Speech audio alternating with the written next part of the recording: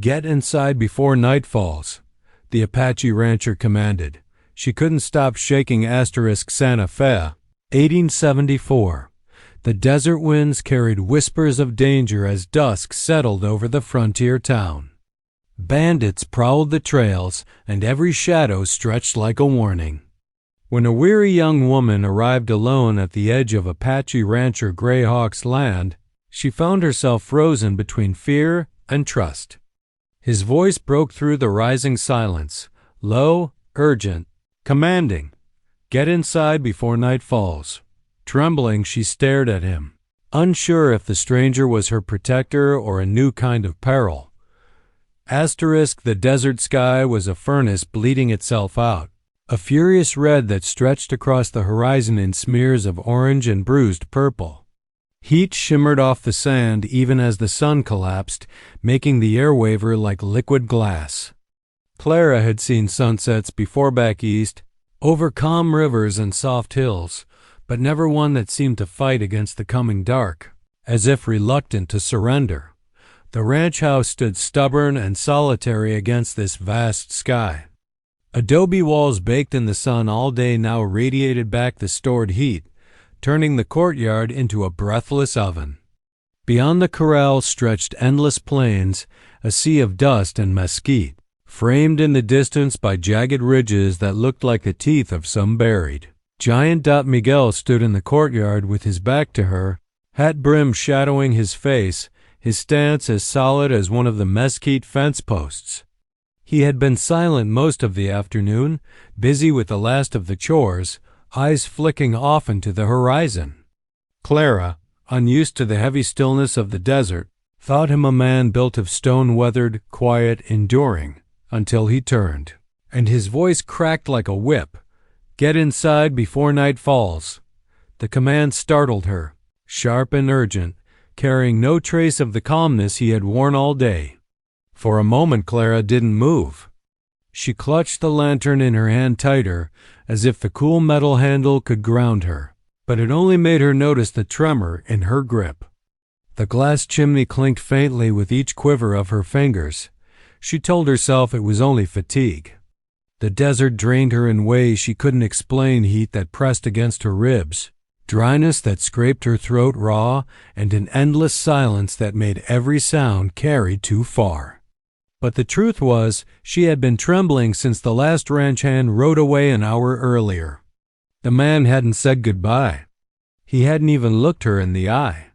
He'd only spurred his horse hard, riding east before the sun touched the mountains. Something was wrong here. Miguel's command cut deeper than just a rancher's caution. He hadn't said, "Best come in," or "Let's finish for the day." His tone was different, tight, almost edged with fear. The kind of fear a man didn't want to show, but couldn't keep from leaking out when danger drew near. Clara swallowed, her throat dry as the sand under her boots. "What's the matter?" she asked, trying to sound steadier than she felt.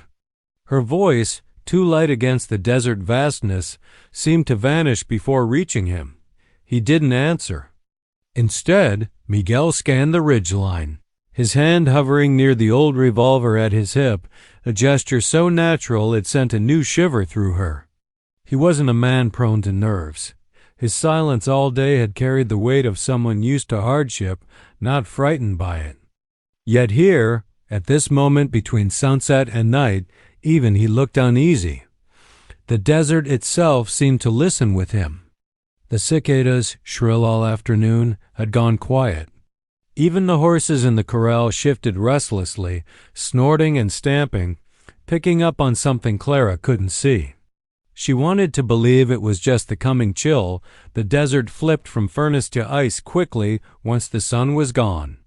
But the stillness pressed heavy, as if the air itself held its breath. Her hands shook harder.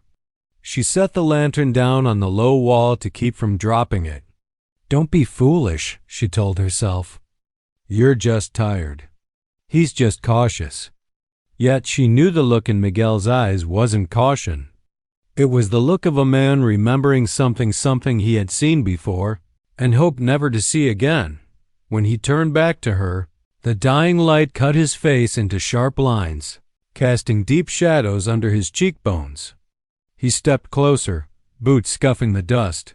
"I said inside," he repeated, quieter this time, but heavier, as if each word carried a warning that could not be explained in daylight. Clara hesitated, rooted to the spot by both fear and curiosity. She wanted to press him, to demand what danger he saw in the deepening dusk. But the truth pressed against her bones in ways words couldn't. The sun was sinking fast, and whatever Miguel feared was tied to the night. Her body trembled again, harder now. She wrapped her arms around herself, trying to still the shaking, but it was no use. Something unseen had already reached her. Something in the land itself seemed to whisper through the dry wind, "Hurry, before it's too late." And for the first time since arriving in this wide open country, Clara wished she had never come. Clara's knees locked as Miguel's words echoed inside her. Inside, before night falls. The command should have been simple to follow. Step across the threshold, close the door, let the thick adobe walls shield her from whatever troubled him. Yet she couldn't seem to move. The lantern's glow swayed faintly, throwing crooked shadows across the courtyard. Her hands betrayed her again, trembling so violently that the light quivered as though caught in a storm. She pressed the lantern down on the adobe wall and gripped its edge to steady herself. But the clay was still warm from the sun, almost feverish, and her palms began to sweat. Back east, when fear visited her, it wore a familiar face. The crack of thunder in a summer storm, the shadow of a man on a late-night street. She understood those fears. They belonged to the world she knew. Out here, in this endless expanse of desert, fear felt different, colder, stranger. It had no form, no shape she could name. It seeped into her bones the way the dry air stole the moisture from her skin. The silence made it worse. No locust song, no distant cry of coyote. Even the breeze had fallen away, leaving the courtyard wrapped in a hush so heavy it pressed against her eardrums. Clara hadn't realized how much comfort she'd taken in the desert's noises until they were gone. The absence was unnatural, like a song cut short mid-note. She wanted to ask Miguel again what haunted the night here, but the words stuck in her throat. He hadn't looked at her when he gave the command, and now his attention was fixed firmly on the horizon, jaw tight, revolver still resting loosely near his hip. A man watching for danger, not preparing for conversation. Her stomach tightened. Maybe she should obey him. Maybe this was no time for stubborn questions. And yet, the tremor in her hands wasn't only fear. It was defiance, too. The same spark that had carried her across states, through deserts and canyons, to a land everyone told her wasn't fit for a woman alone. If she'd listened to warnings, she wouldn't even be here. Clara forced herself to draw a breath. "Why?" she whispered, though the word came out thinner than she intended, nearly carried away by the stillness. Miguel didn't answer. His silence was more frightening than any reply could have been. She wrapped her arms around herself, lantern forgotten on the wall. The air was cooling fast now that the sun was slipping below the ridgeline, but her shaking had little to do with the temperature. She felt watched, though the plains lay empty before her. The jagged ridges to the west loomed darker by the minute, their outlines smudging into the horizon like something vast crouching closer as the light bled away. Her body wanted to run, but where? Into the adobe house with its thick walls, or out into the endless desert that suddenly seemed like an open grave? Either way, she feared stepping would trigger something unseen. She tried to steady her breath. The horses broke her paralysis first. A sudden snort, sharp and frightened, rose from the corral. One kicked the fence, hooves clattering against wood. Then another joined in, tossing its head wildly. The air filled with the sound of animals panicking, as if they too sensed what she could not. Clara flinched. Her hands instinctively reached toward the lantern, as though its little flame could stand against whatever stirred the beasts. but her fingers hovered instead, suspended above the glass. She couldn't bring herself to grab it again. She was afraid she'd drop it this time, afraid her trembling would scatter fire across the dry courtyard. Miguel moved swiftly, boots crunching against dirt as he strode toward the corral. He murmured something low in Apache words Clara couldn't understand but which carried the rhythm of comfort, an attempt to soothe the terrified horses. Yet even as he spoke, his eyes cut again to the ridges, hard and suspicious. Clara realized then that he wasn't just calming the animals. He was listening for something else, something he expected to follow their panic. Her breath caught in her chest. She hugged herself tighter, nails biting into her arms through the fabric of her blouse. And that was when the silence broke, not with sound, but with absence. She strained her ears, desperate to hear the shrill cries of the cicadas return, the yipping of coyotes, even the low hum of wind through the mesquite. But nothing came. Nothing but the frantic stomping of hooves and the too loud pound of her own heart. Her shaking spread from her hands up her arms into her chest. The fear didn't feel like her own anymore. It felt borrowed, as if the desert itself had reached inside her and rattled her bones. She dared a glance at Miguel. The set of his shoulders told her more than his words ever could. He expected the night to bring something with it. Something real. And for the first time since arriving, Clara understood why every ranch hand had fled before sundown. The desert twilight did not soften the world. It sharpened it. As the sun's last edge slipped behind the ridges, every line grew stark. Every shadow stretched long and jagged across the sand. The adobe walls of the ranch seemed suddenly thinner, less like a shelter and more like a lone tooth in a skull too vast to fathom. Clara had expected the West to be lonely. Yes, but not watchful. Yet, as she clutched her elbows in the cooling courtyard, she couldn't shake the sense that unseen eyes tracked her. It was as if the plain itself had grown hungry. Miguel returned from the corral, boots coated in dust, hands steady though his jaw worked like stone grinding stone. The horses still stamped restlessly, tails lashing, eyes white-rimmed in the dim. They knew something she didn't. Animals always did. He gave them one last glance, then turned toward the house. "Inside," he said again, voice lower this time, carrying not command but warning. He did not need to raise it.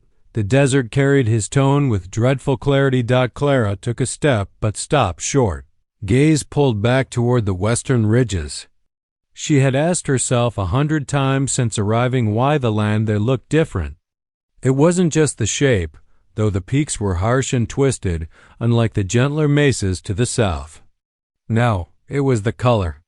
Even in full daylight the stone there seemed darker, not red gold like the rest of the desert, but a bruised gray, as if the earth itself had been scorched. Now, under twilight, they appeared black, as though cut out of the sky itself. The ranch hands had muttered about those ridges before they left for the evening, though never when Miguel was close enough to hear. They used words like maldito and bruja, crossing themselves, eyes averted. One had spit in the dirt as though to seal the curse outside his mouth. Clara hadn't pressed them, she'd only half believed. But the silence now wrapped those words around her throat. She took another step toward the door, then stopped again. The adobe walls loomed ahead, promising safety, but she hesitated. It felt wrong to turn her back fully on the ridges. Why did they fear that place? She asked softly, half to herself, half to the man watching her with narrowed eyes. Miguel's gaze followed hers toward the black line of peaks. His jaw tightened, but he said nothing. He simply moved closer to her, his hand brushing the air near her shoulder as if guiding her without touching. "Some lands," he said finally, "don't belong to us." "Or to anyone," Clara frowned, heart tripping faster. "But you built here. You work this ground. We keep to this side," he replied. "Always this side." His tone held no room for argument. The ridges brooded against the horizon, silent and vast. Clara's skin prickled, the hairs along her arms lifting as though the dark stone itself exhaled a breath across the plain. She had never believed in curses, nor in the restless dead. Yet something about the ridges pulled at her, heavy and magnetic, like a warning she could feel in her bones if not in her reason. A sudden thought struck her. What if the silence of the desert was not absence but attention? What if every cicada, every coyote, every stirring of wind had fallen still because something older demanded listening? She shivered, hugging herself tighter. Her shaking had returned, violent now. Miguel moved past her, pushing the heavy oak door open. He did not glance back at the ridges again. Clara, however, couldn't tear her eyes away. The dusk had grown deep enough that the peaks seemed to bend as if swaying. A trick of the light, she told herself, but her breath quickened all the same. Clara, Miguel said, sharp now, her name cutting through the haze of her thoughts. Inside, the way he said her name left no room for hesitation. It wasn't only her safety at stake, it was his patience too, worn thin by memories he carried but refused to share. She stumbled toward the doorway, lantern light spilling weakly across the threshold. But even as she stepped inside, Clara looked back once more. The ridges stood unmoving now, fixed and black, yet she swore she saw a pale shape ripple along their base like a wisp of smoke. Her body tensed.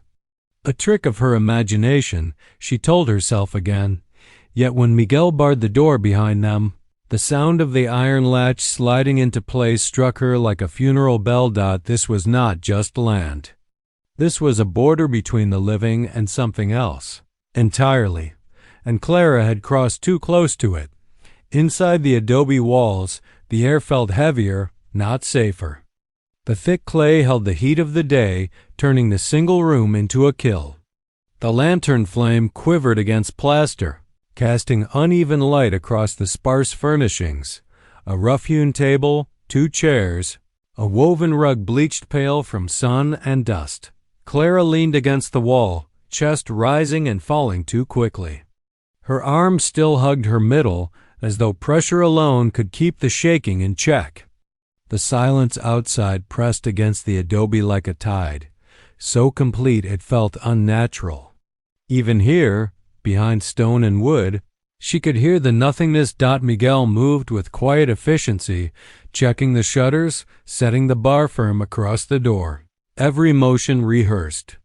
His face remained unreadable, though the tightness in his shoulders betrayed a tension he couldn't quite hide. Clara had seen men face storms, sickness, and hunger without a flinch, but this was different. This was a man preparing for something he could not fight with strength alone. Clara tried to wet her lips, throat dry. "What happens after nightfall?" she asked, her voice small, nearly childlike in the stillness. Miguel didn't answer. His hand lingered on the door latch, as if listening through it. And then it came. A sound that wasn't sound, drifting through the desert air. Thin, distant, yet sharp enough to pierce the silence. It was a wail, high and mournful, neither coyote nor wolf, stretched too long, too human to be mistaken for animal. It rose and fell like the cry of a woman lost across endless sand, then faded, leaving the silence heavier than before. Clara's breath caught, her nails digging into her arms. The sound had touched something deep inside her chest, something primal that wanted to collapse into itself. She whispered, "What was that?" Miguel's eyes closed briefly, as though the sound confirmed what he already feared. "They're closer tonight." The words chilled her more than the wail itself. They, not it. Not one thing, but many. Her knees weakened. She forced herself toward the table, clutching its edge for balance. The wood felt rough and splintered under her palms. "Closer?" she repeated, her voice cracking. He nodded once, curt, still staring at the barred door. "Sometimes you hear them far off like wind across the ridges." Tonight they walked nearer. Clara's heart thudded in her ears. The shaking had spread to her legs, trembling so hard the chair beside her rattled as her knee brushed it. She wanted to ask who or what he meant, but her tongue felt thick, her throat locked. The wail came again. Louder this time, nearer. It carried no words, but it carried grief so heavy it bled into her bones. Clara pressed her hands over her ears, but the sound seemed to slip past skin and muscle, echoing inside her skull. The horses screamed in the corral. Their cries were panicked, frantic, hooves clattering against wood. Clara shut her eyes against the noise, but it only made her other senses sharper. She could smell the dust kicked up outside, taste the metallic tang of fear rising in her mouth. Miguel moved to the window, peering through a crack in the shutter. His hand brushed the revolver at his hip but didn't draw it. "Quiet now," he muttered under his breath. More to himself than to her. Clara forced herself to lower her hands, fingers still trembling. "What are they?" She managed to whisper, each word scraping out raw. Miguel's face remained hidden in shadow, but his voice was steady. "Not what? Who?" The wail drifted again, closer still, now joined by another higher, thinner, weaving around the first like a twisted duet. Clara's stomach turned, her body recoiling as though from a stench she couldn't smell. "They're looking," Miguel said, pulling the shutter tight. "For what?" she asked, though she wasn't sure she wanted the answer. He turned then, the lamplight catching the dark lines of his face. His eyes, though calm, carried the weight of something unspeakable. "For the living." The words rooted Clara to the floor. Her shaking turned to shivering, cold coursing through her even as the heat of the adobe pressed against her skin. The cries outside grew fainter, drifting along the edge of hearing, but she knew now they were not fading. They were circling, waiting. Clara had never prayed before in earnest. Yet with each drawn-out wail that slithered through the silence, she found herself mouthing words she hadn't spoken since childhood, prayers she thought she'd forgotten. For the first time, she understood Miguel's urgency. Nightfall here wasn't just darkness. It was an invitation. The room seemed smaller by the minute, as if the adobe walls were shrinking in around her. Clara pressed her back against the table, staring at Miguel's rigid frame. His face was half in shadow, his hand resting near his revolver, but it was his silence that shook her most. The cries outside had faded again, drawn away into the distance, yet she could feel them circling like buzzards above a dying thing. The silence between each wail stretched taut, ready to snap. Her voice came out sharper than she intended. "What are they?" Miguel's gaze flicked to her but offered no answer. "Don't treat me like a child." She stepped forward, fists clenching to hide her trembling. "If I'm in danger, I deserve to know." He shook his head once, curt. "Some truths kill faster than bullets." Clara's breath hitched. The words struck deeper than any explanation could have. She wasn't sure whether he meant that literally or if he was simply trying to shield her. Either way, fear tangled with anger inside her chest. She had left everything behind to come here, the safe predictability of the East, the comforts her family insisted she cling to. She had endured blistering sun, endless miles of barren land, nights alone under strange constellations. She hadn't done all that just to be kept ignorant, coddled like porcelain. "Don't you dare shut me out," she snapped, her voice shaking now from fury as much as fear. "I've lived in this place for weeks. I've seen the way the men leave before sundown, the way they look at those ridges like they're cursed. And you," she pointed at him, her finger trembling, "you walk around with secrets heavy enough to choke you. You think silence protects me? It doesn't. It makes it worse." Miguel's jaw tightened, the tendons in his neck rigid. For a long moment he said nothing, only listening to the faint night beyond the walls. When he finally spoke, his tone was low, weary. "You don't want the weight I carry." Clara's throat burned. She wanted to argue, to shout that she had carried her own burdens, that she was not fragile. But the words tangled. The truth was, she wasn't sure she wanted the weight either. And yet curiosity gnawed at her harder than fear. Not knowing felt like standing blindfolded at the edge of a cliff. Her body betrayed her again. The tremors had spread, rippling through her shoulders, her legs, even her jaw. She pressed her teeth together to keep them from chattering. "I can't stop shaking," she admitted, voice ragged. "And it's not because of the cold. Tell me what hunts out there." Miguel turned away from her, shoulders hunched slightly, as if the words pressed on him too. He busied himself with the lantern, adjusting its flame though it needed no tending. "Names have power," he said at last. "If you speak them, they hear you. If you listen too close, they mark you. You understand now why silence is safer." Clara's mouth went dry. He wasn't refusing out of cruelty. He was refusing because speaking of them was like opening a door. Still, fear mixed with stubbornness in her chest. "Then don't give me names. Give me something. Why did they come here?" Miguel's hand stilled on the lantern. The flame flickered, shrinking for a moment as though it too had grown cautious. He didn't look at her when he said, "Because this land is theirs. We live here only in daylight. At night, we borrow their silence." The words left Clara colder than any desert wind. She gripped the back of a chair to steady herself, knuckles pale.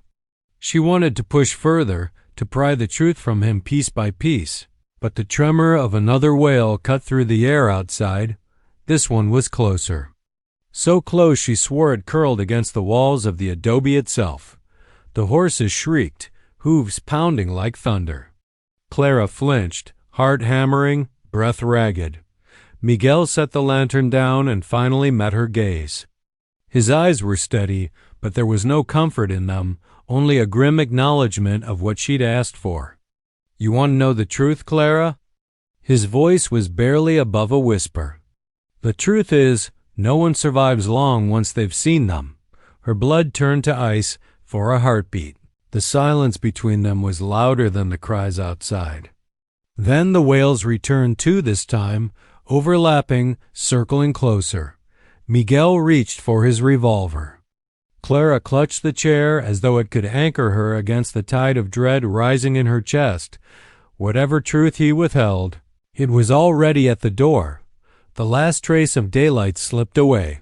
Swallowed whole by the horizon dot inside the adobe house, the lantern flame became the only sun left to them.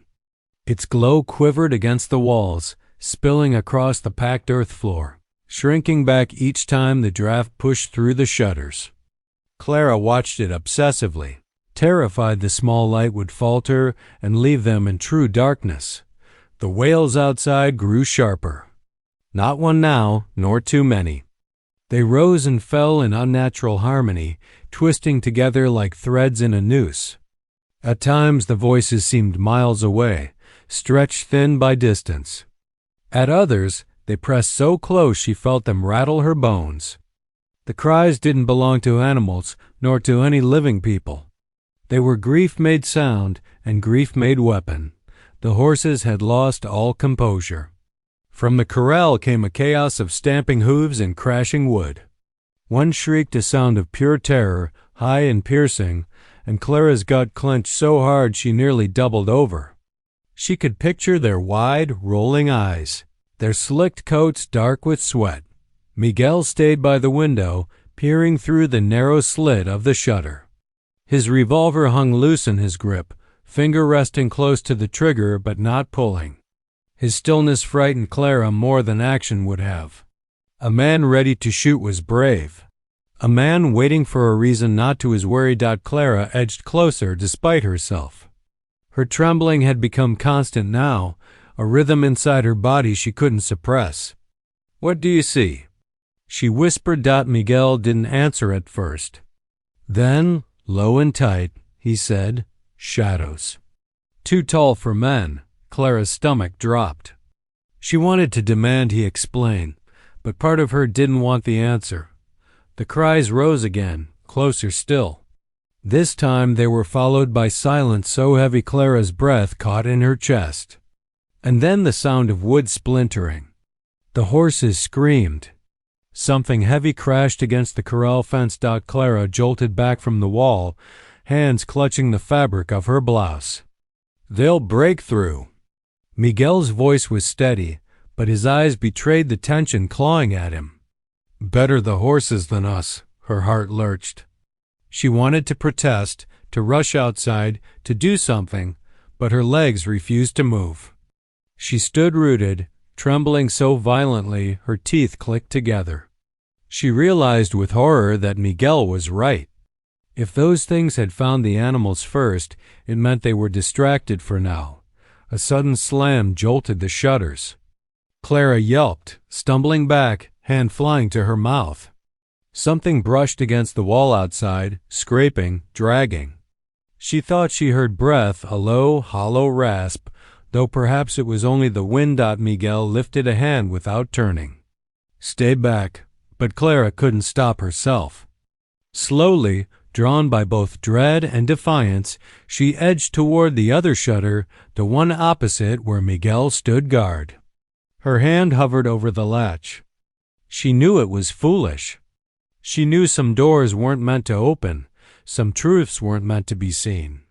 Yet her shaking hands betrayed her, her curiosity pulling stronger than her terror. She slipped one finger against the wood, nudged at the smallest crack. Through the slit she saw them, shapes moving across the sand, tall and too thin, their limbs bending in ways no bone should bend. Their forms rippled, shifting like smoke yet casting shadows longer than trees. No features marked their faces, only hollows where eyes should be, glowing faintly with a sickly pale light. Clara's throat locked. She couldn't scream, couldn't breathe. Her body went cold from scalp to toes, her trembling turning violent. The shapes drifted more than walked, their movements boneless, gliding with dreadful silence. And then one of them turned, its hollow glow fixed directly on the shutter crack where she stood. Clara stumbled backward, hand flying from the wood, heart hammering against her ribs. She clapped her palm over her mouth to smother the cry clawing its way out. Miguel was suddenly there, hand gripping her arm, steadying her. His eyes bored into hers, sharp with warning. "Did it see you?" She shook her head desperately, though she wasn't certain. Her body still shook uncontrollably, her breath ragged. The image burned into her skull. Miguel pressed the shutter tight, sliding the latch firm. "Don't look again. Once they notice you, they don't forget." Outside, the wails surged louder, closer, no longer circling but converging. Clara squeezed her eyes shut, trying to block the sight, the sound, the terror. But she knew she would never forget the hollow glow staring back at her. Night had fallen, and the shadows had found them. The walls shuddered. It wasn't wind. Clara knew that at once. The air outside was dead still, heavy with the absence of breeze. This was something else pressing against the adobe, testing, probing, like the breath of a predator at the entrance to a den. The lantern's glow flickered in response, shadows jerking across the room as though they too were alive. Clara clutched the table for balance, her trembling so fierce the wood rattled beneath her grip. Her chest heaved in shallow bursts, the weight of her fear smothering every breath. She couldn't banish the memory of that hollow glow she'd seen, those empty sockets staring straight at her through the shutter crack. Even with her eyes shut, the image burned on the inside of her eyelids. Miguel moved with deliberate calm, though Clara could see the tension coiled in his shoulders, the way his revolver hovered ready in his hand. He positioned himself near the door, listening intently. The cries outside had shifted. They weren't wails anymore. They were whispers, low, broken murmurs threading through the silence, fragments of voices that seemed to crawl into the room itself. Clara froze.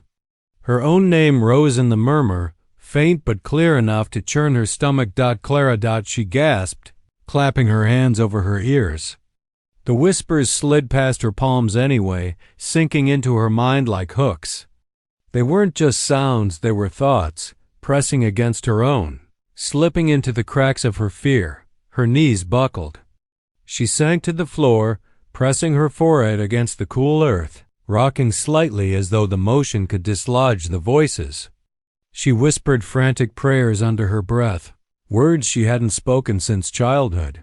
Miguel's voice cut through the room. "Don't answer them." Her head snapped up. His eyes locked on hers, fierce, steady, holding her there like anchor chains. "No matter what you hear, don't speak back." I didn't." Her teeth chattered against each word. "I didn't say anything. They want you to," Miguel said. "They want to know you hear them." Another slam shook the wall behind him. The horses shrieked outside, a frantic pounding of hooves and splintering wood. Clara realized dimly that the corral would not last much longer. The thought made bile rise in her throat. The whispers swelled, overlapping now, dozens of voices tangled together. Some wept, some laughed thin, hollow chuckles that scraped against her nerves. Others hissed words she couldn't make out, though one word came again and again: blood. Clara clutched her head, nails digging into her scalp. "Make it stop," she whimpered. Miguel crouched beside her, placing one hand on her shoulder. His touch was firm, grounding. "Listen to me," he said, voice low but steady. "They can't come through these walls. Not unless you open yourself to them. Do you understand?" Her lips quivered. She wanted to believe him, but the adobe around her groaned under unseen weight. The shutters rattled violently, as if invisible hands clawed against them. Dust sifted from the ceiling, falling into her hair. "They're here," she whispered. "They're inside already." "No." Miguel's grip tightened, forcing her eyes to his. "They're outside. The walls hold.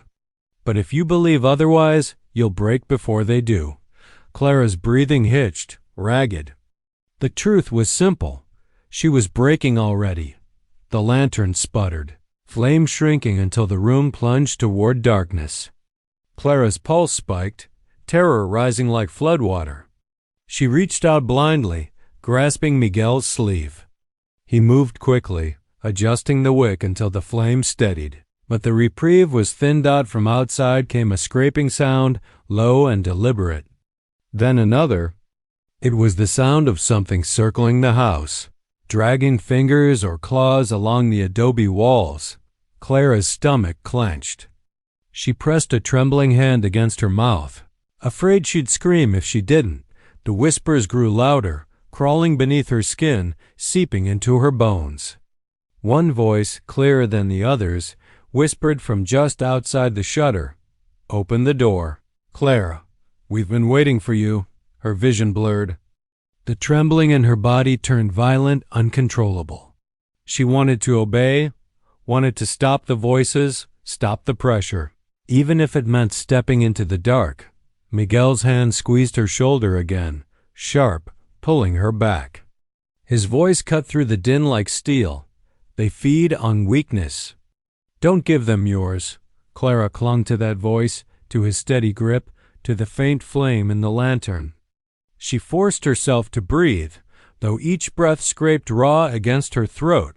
The walls shuddered again.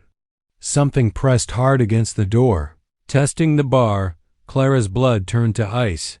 The night itself was trying to get in. The door strained against, the weight pressing from outside. The iron bar groaned in its brackets, wood fibers creaking like bones under strain. Clara clutched the chair nearest her, her fingernails biting into the worn wood as if she could anchor herself to the earth itself. Miguel stood square before the door, revolver drawn, the lantern's flicker casting hard planes across his face. His silhouette looked carved from stone, but Clara could see the truth in the tightness of his jaw, in the way his free hand hovered an inch from the door, as if to feel the vibrations of each unseen blow. The voices outside swelled, overlapping, indistinguishable, yet one thread rose clear. "Let us in." Clara pressed her palms to her ears. The words weren't just around her, they were inside her head, whispering through the cracks in her fear. Her shaking grew worse, violent now, her teeth rattling against each other. She wanted to scream, to flee, to do anything but sit in this suffocating dark while the house bent under the weight of the night. Why? She burst out, her voice high and broken. Why are they here? What do they want from us? Miguel didn't answer right away. The door jolted again, the wood splintering under another unseen strike. Dust sifted from the ceiling. The horses outside screamed, a sound that ended abruptly, sickeningly, as though cut off mid-dash breath. Clara sobbed once, covering her mouth. Please, she whispered. I can't bear not knowing. Tell me. Miguel's shoulders lifted with a long, heavy breath. His eyes closed, just for a moment, as though yielding to a weight he had carried too long. When he opened them again, they locked on hers, unflinching. You asked what hunts here, he said. His voice was low, but steady, each word pressed with the gravity of stone. They are the old ones, the dead that were never laid to rest. Spirits of our people, and of yours too. The ones slaughtered when the treaties broke, when land was taken, when blood soaked this earth. Clara's breath caught, ragged. Her mind spun, trying to reconcile the shifting shadows with his words. Spirits, the broken treaties. They were promised peace. Miguel continued, voice rougher now, edged with anger, but found only graves. They linger here, caught between hunger and grief. They never forgive, Clara, never forget. The whispers outside rose louder, writhing like a storm. Clara felt them burrow into her chest, clawing at her ribs. She imagined faces, not hollow shadows, but the long dead, their mouths open in endless cries, their eyes pools of sorrow and rage. Her shaking worsened. But why us? Why tonight? Miguel's gaze hardened. Because we live on their land. Because we breathe where they should. And because you looked. The words slammed into her chest harder than the pounding at the door. She shook her head wildly, tears streaking her dust-dried cheeks. I didn't mean to. You saw them, Miguel said. His voice was flat, resigned. And now they see you. The door thudded again, harder, the bar splintering at its brackets.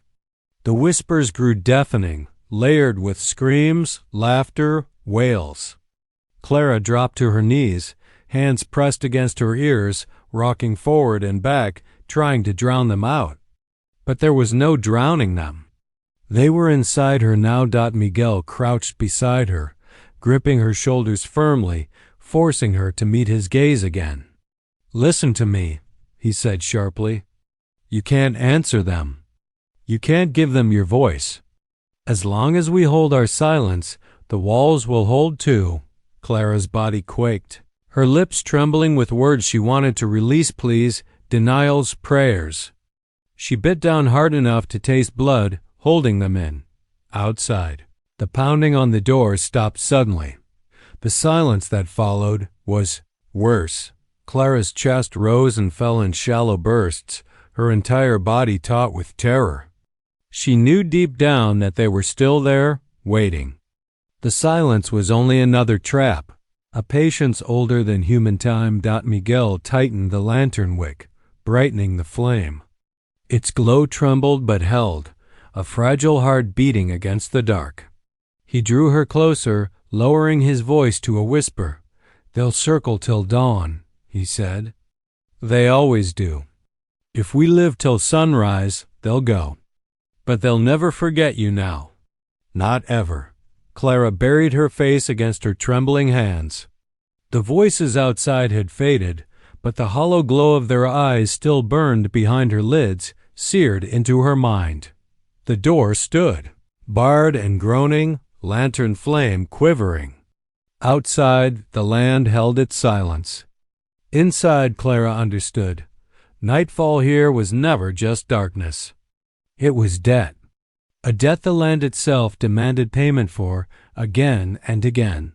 And now she was marked.